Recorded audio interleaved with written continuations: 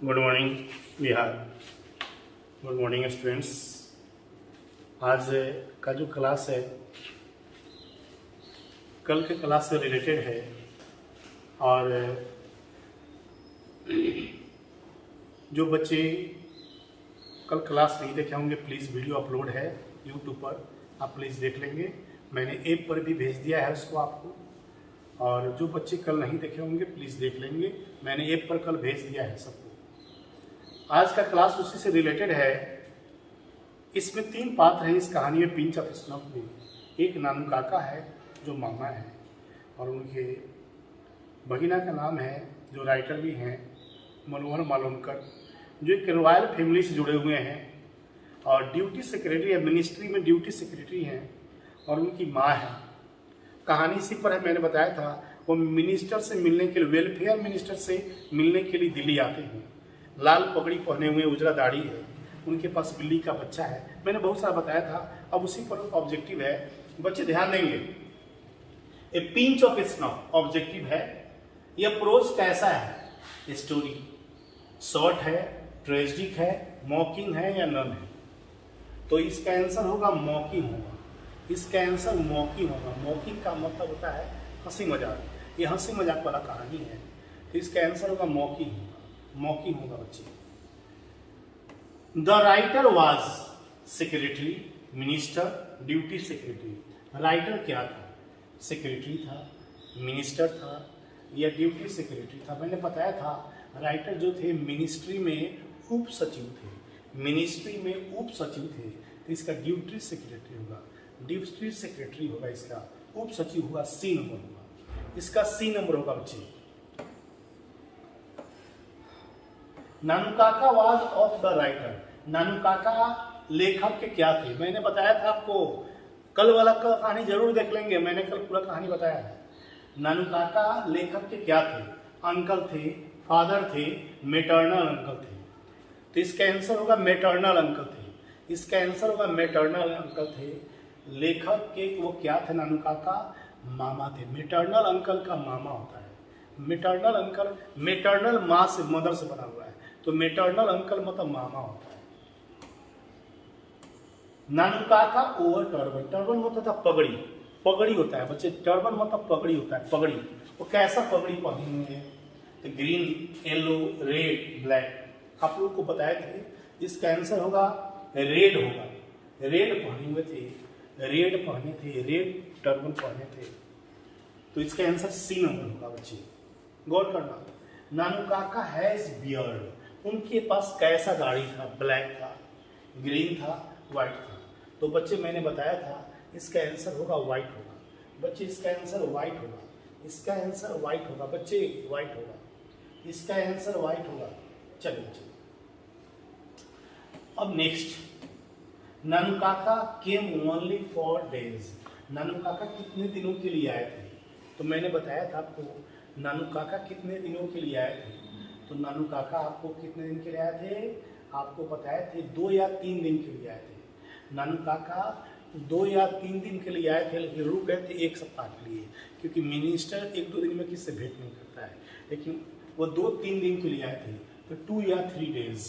इसका आंसर हो गया बी नंबर होगा, 2 या 3 डेज। 2 या 3 डेज होगा, 2 या 3 डेज होगा। The writer was family. Writer किस परिवार से बिलोंग करता था? Poor, simple, royal. राइटर किस परिवार से बिलोंग करता था? Poor, simple, royal. बच्चे आप जवाब दे सकते हैं। कल क्लास नहीं देखे होंगे प्लीज क्लास देख ले आपको। रॉयल, तो रॉयल फैमिली से बिलोंग करते थे। राइटर जो है रॉयल फैमिली से बिलोंग करते थे। रॉयल फैमिली से बिलोंग करते थे। Nanu Kaka wanted to meet with minister. Nanu Kaka चाहते थे मिलना। नानू काका चाहते थे मिलना किस मिनिस्टर से?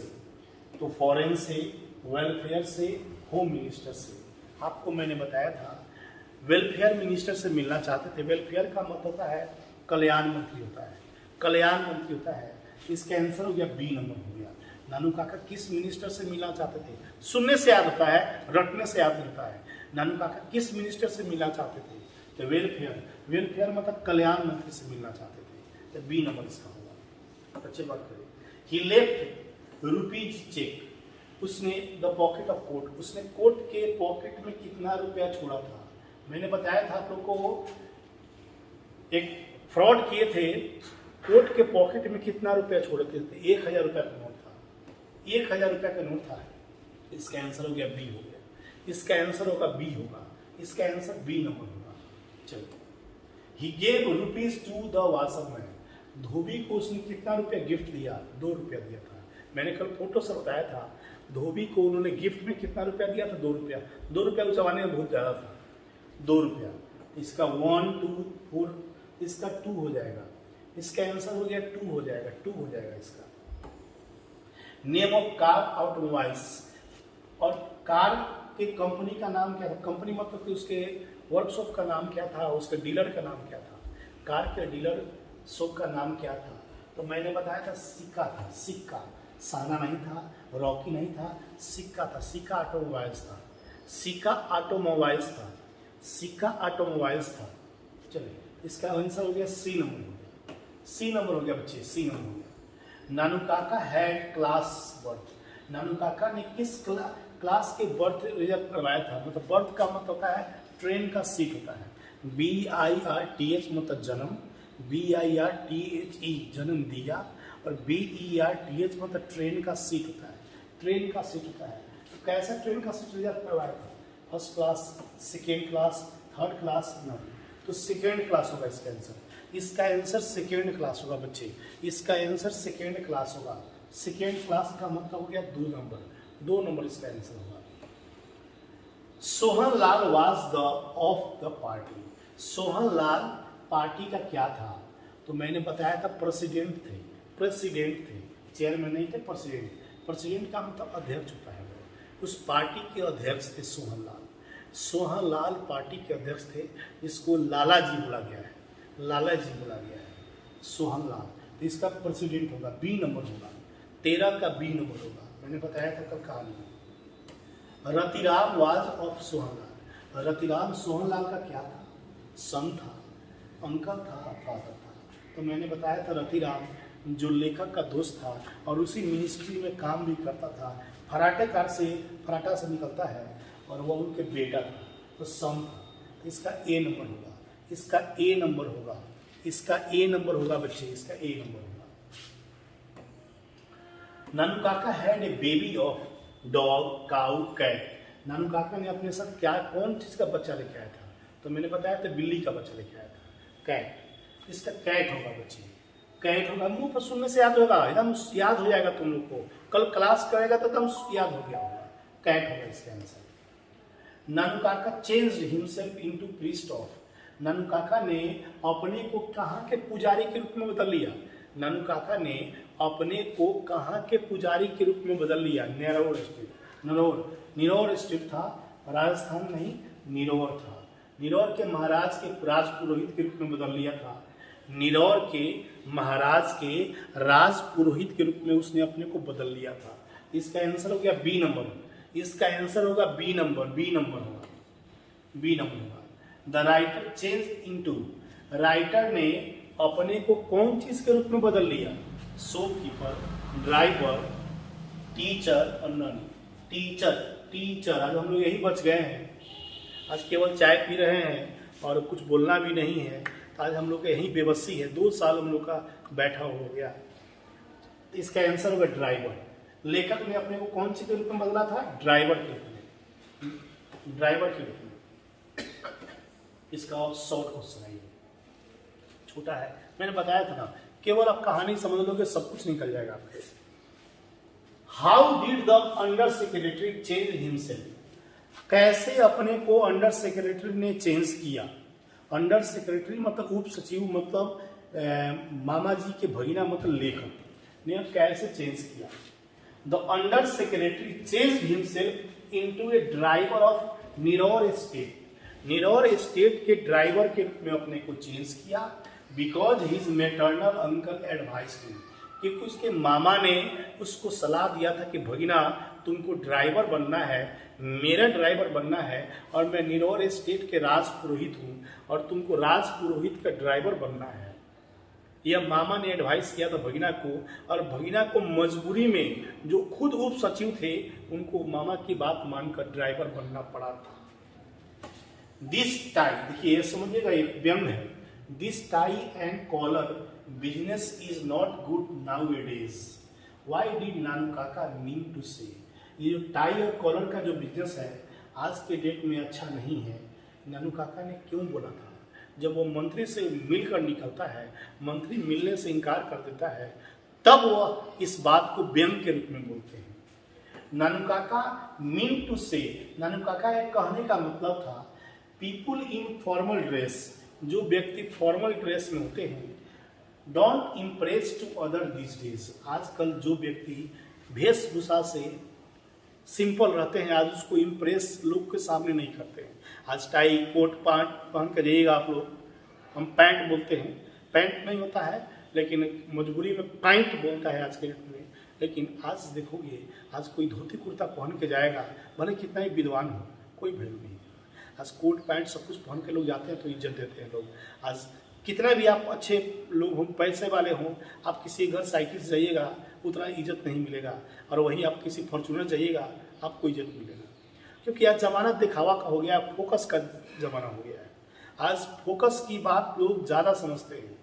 कहावत सुने होंगे, सूरत से सीरत भली, a handsome is that who handsome does. लेकिन आजकल ये कहावत सही नहीं रहा। आप लोग भी कमेंट करेंगे इस बात पर।